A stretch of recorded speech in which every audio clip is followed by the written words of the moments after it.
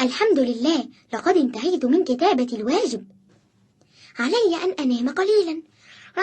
لكن دعيني أراجع لك الواجب حتى أعرف أصواب هو أم خطأ. تفضلي يا أمي. ما هذا يا سلمى؟ لماذا تتركين أظافرك طويلة هكذا؟ هذا أمر عادي جدا يا أمي، فأنا ألاحظ أن بعض صديقاتي أظافرهن طويلة ومنظرها جميل، خاصة بعدما يقمن بتلوينها بطلاء الأظافر.